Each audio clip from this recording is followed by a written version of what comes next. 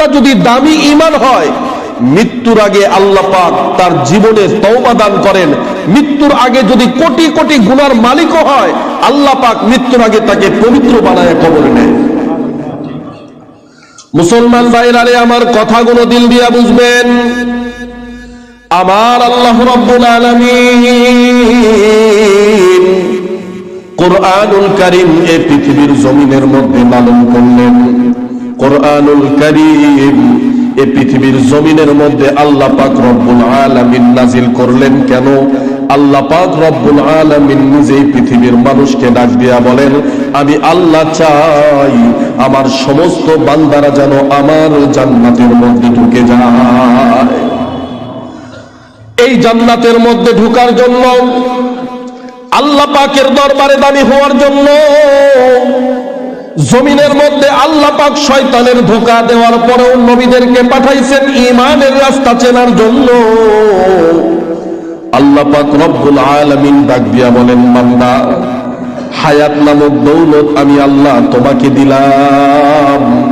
যেমন তেমন ভাবে তুমি তোমার ঈমানটাকে খরচ করে আমার কাছে আসবা না, কারণ যেই দিন তোমার হায়াতের শেষ দিন, ওই দিন কিন্তু আর তোমার শান্তির ঘর থাকবে না।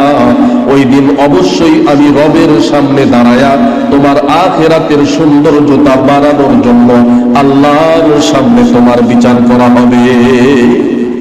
বনি ইসরাইল বংশের একজন যুবক সারা জীবন নাফরমানি আর চূড়ান্ত আল্লাহ তাআলার সাথে যখন শত্রুতা করলো, আল্লাহর বান্দা, টাকা পয়সা ধন দৌলতের কোনো অভাব ছিল না, জমিনের মধ্যে যেমন তেমন ভাবে তার হায়াত কাটাইলো।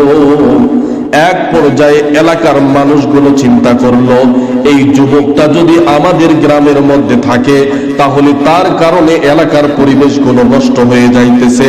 না না, এই যুবককে আর আমাদের গ্রামের মধ্যে থাকতে দেওয়া যাবে না। চলো চলো সবাই মিলে তাকে ডাক দিয়েই তাকে বুঝায়া সংশোধন যদি না করা যায়, এই যুবককে আমাদের গ্রাম থেকে আমরা সবাই বের করে দিব।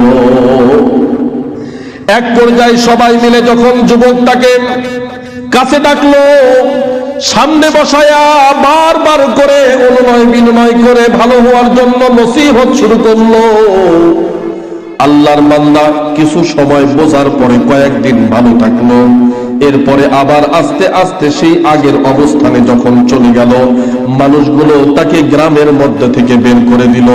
যুবক সম্পদবিহীন, টাকাবিহীন একটা জঙ্গলের মধ্যে ঝুপড়ি ঘরের মধ্যে যখন অবস্থান শুরু করলো, এদিক দিয়ে বন্ধু বান্ধব যারা তার সঙ্গে ছিল, যতদিন পর্যন্ত যুবকের পকেটে টাকা ছিল ততদিন বন্ধু বান্ধবের কোনো অভাব তার ছিল না, আপনজনের মায়া ভালোবাসার কোনো অভাব ছিল না। যখন যুবকটাকে গ্রাম থেকে বের করে দেওয়া হয়, এবার যুবকের আপন বলতে আর কেউ সেই জায়গার মধ্যে ছিল না। এবার ঝুপড়ি একটা ঘরের মধ্যে খাওয়া না খাওয়া অবস্থায় যখন আল্লাহর বান্দার দিনাতি পাঠ করতে শুরু করলো, এক পর্যায়ে এমন অবস্থা তার শুরু হলো, শরীরের মধ্যে বিভিন্ন অসুস্থতা রোগ বালাই আসতে শুরু করলো। চিকিৎসাবিহীন আল্লাহর বান্দা যখন আস্তে আস্তে নিজের শরীরটাকে দুর্বল অবস্থার মধ্যে দেখতে পায়, এবার দুনিয়ার কোনো আপন কেউ নাই, বান্দা এবার শেষ মুহূর্তে আল্লাহর দিকে দুইটা হাত বাড়ায় দেয়। আল্লাহকে ডাক দেয়া বলেন, মালিক, যতদিন পর্যন্ত আমার টাকা ছিল ততদিন আমার সম্মান শান শৌকতের কোনো অভাব নাই। ও মালিক, আজকে আমার টাকা নাই, আমার বন্ধু বান্ধব কেউ নাই। ও মালিক, আজকে আমার দিলের মধ্যে বড় ব্যথা, ব্যথা লইয়া আমি আপনার দিকে দুইটা হাত বাড়ায় দিলাম। কারণ আমি শুনছি দুনিয়ার জমিনের মধ্যে কোনো মানুষের আপন যদি কেউ না থাকে, ওই মুহূর্তেও একজন আপন থাকে, তিনি হলেন আল্লাহ। এই জন্য আমি আপনার দিকে ফিরে আসলাম।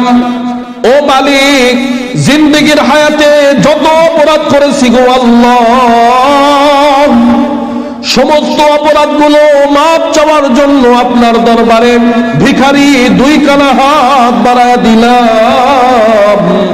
মেহেরবানি করে আপনি আমার জীবনের গুনাহগুলো মাফ করে দেন। এমন চোখের পানি ফালায়া আল্লাহর বান্দা যখন কান্না শুরু করে দিয়েছে, আল্লাহর পয়গম্বর হাদিস শরীফের মধ্যে বলেন, সন্তান চোখের পানি নিয়া মার কাছে যদি কোনো চাওয়া পেশ করে, ওই চোখের পানি দেখলে বাবা মার দিলটা যেমন শান্ত হয়ে যায়, আল্লাহ পাক রব্বুল আলামিন বান্দার চোখের পানি দেখার সঙ্গে সঙ্গে এবার বান্দার উপর সমস্ত রাগগুলো মিটে আল্লাহ বান্দাকে রহমতের জন্য কবুল করে নিয়েছে।